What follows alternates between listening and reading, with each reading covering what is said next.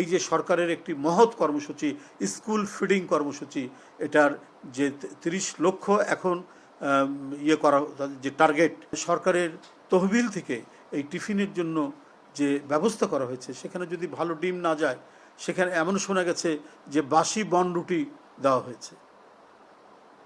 আমি বলবো যে এরা মানবতার শত্রু, এই সমস্ত কাজ যারা করছেন। যারা হিন্দু সম্প্রদায়ের ভাই বোনেরা ওইটা বুঝতে পেরেছে, জেনে গেছে, এই কারণে আজকে গোটা জাতি ঐক্যবদ্ধ।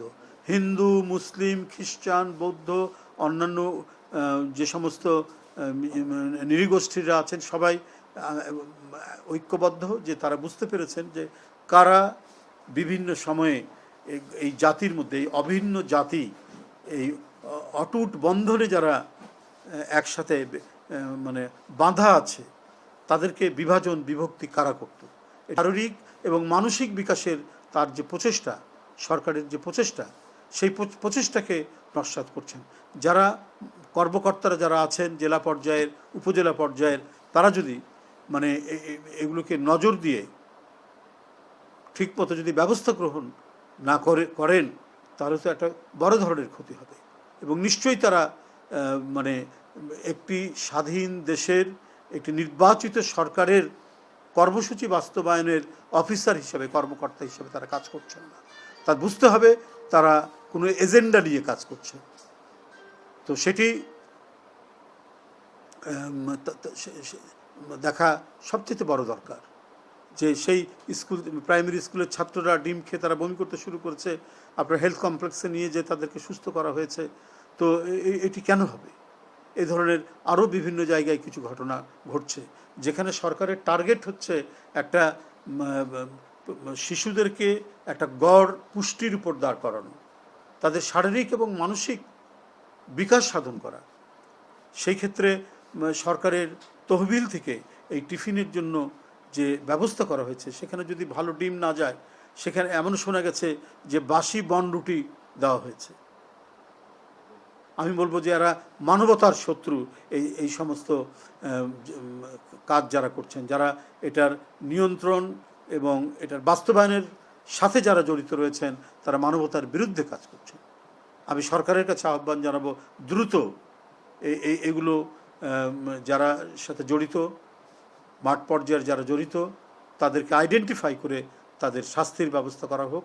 এবং এই যে সরকারের একটি মহৎ কর্মসূচি স্কুল ফিডিং কর্মসূচি, এটার যে 30 লক্ষ এখন করা যে টার্গেট, প্রাইমারি স্কুলের ছাত্রদেরকে মানে স্কুল ফিডিং দেওয়া, তাদেরকে খাবার নিশ্চিত করা, তাদের পুষ্টি সাধন করা, তো সেইটা অব্যাহত থাকবে, তার অগ্রগতি থাকবে। প্রতিটা খাবারের খাদ্য মান চেক করে তাদেরকে দিতে হবে। এবং সরকার এই বিষয়ে মাঠ পর্যায়ের কর্মকর্তাদেরকে মানে দ্রুত নির্দেশনা দিবেন। এবং এই ক্ষেত্রে যদি কোনো ধরনের ব্যতিক্রম হয়, কোনো ধরনের স্বাস্থ্য ঝুঁকির ব্যাপার হয়, তাহলে ওই সমস্ত কর্মকর্তাদেরকে শাস্তির আওতায় নিয়ে আনার জন্য আমি আহ্বান জানাচ্ছি সরকারের প্রতি।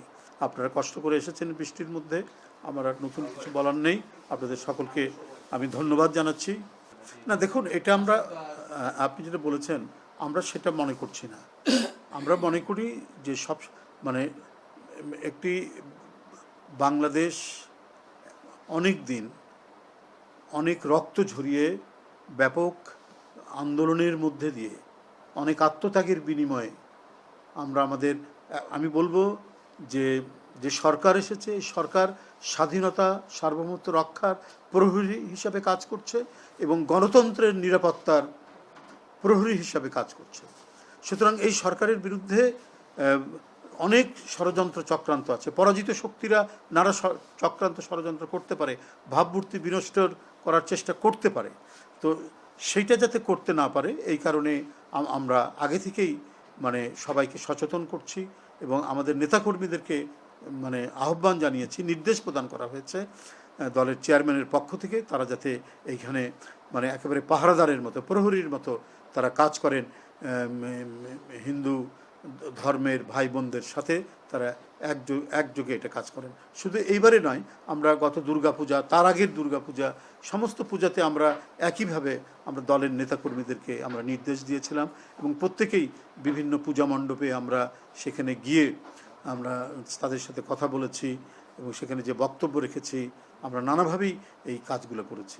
সুতরাং এটা আমাদের ধারাবাহিক যে দায়িত্ব পালন করেছি হিন্দু ধর্মাবলম্বী সম্প্রদায়ের তাদের যে পূজা পার্বণ, তাদের উৎসবে আমরা দেশের নাগরিক হিসেবে তাদের পাশে থাকার, তাদের নিরাপত্তা বিধানের জন্য যে কাজগুলো করেছি। এবারও তাদের এই রথযাত্রা যে উৎসব, অন্যতম ধর্মীয় উৎসব রথযাত্রা এবং উল্টো রথের তাদের এই আয়োজনে বাংলাদেশ জাতীয়তাবাদী দল একইভাবে তাদের পাশে থাকবে এবং তাদের সাথে থাকবে, যাতে কেউ কোনো উস্কানি এবং কোনো ধরনের এটিকে নিয়ে কোনো রাজনীতি করার সুযোগ সৃষ্টি করতে না পারে। করতে চায়, কিন্তু সেটা হিন্দু সম্প্রদায়ের ভাই বোনেরা ওইটা বুঝতে পেরেছে, জেনে গেছে।